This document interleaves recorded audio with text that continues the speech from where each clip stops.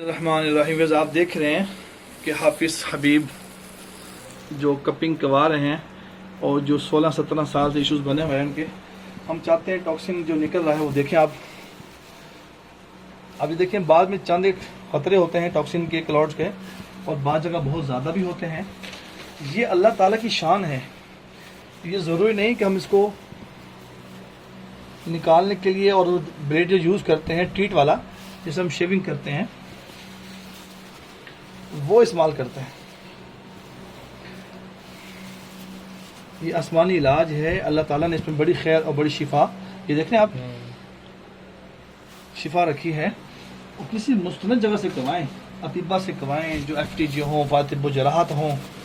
میں اس کروں PSC Punjab health care commission نے کسی کو بنا کے نہیں دیا وہ ڈپلوما کہ وہ یہ کہ میں کر سکتا ہوں، میں گھر میں کر رہا ہوں.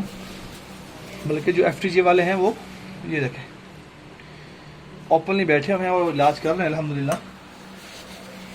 آپ YouTube چینل سرچ کر سکتے ہیں Hakeem Ubaid, HAKEEM Hakeem space Ubaid UBAID Ubaid space Hijama HIJAMA.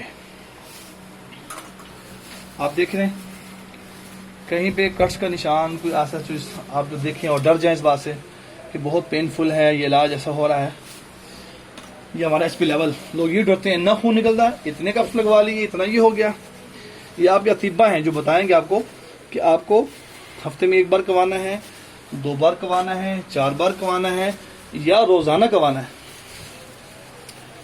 ہماری ترتیب الحمدللہ روزانہ کرنے کی ہے. میں آج کروں پاکستان نہیں پورے ورلڈ میں روزانہ ہم کپنگ کرتے ہیں.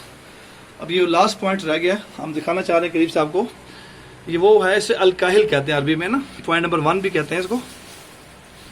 یہ دیکھیں کروٹ دیکھیں آپ، یہ دیکھیں میں آپ کو اٹھا کے بھی دکھاتا ہوں اس کو. یہ دیکھیں، یہ دیکھیں آپ کیسا کلاؤڈز ہے جو اس پہ بن چکا ہے.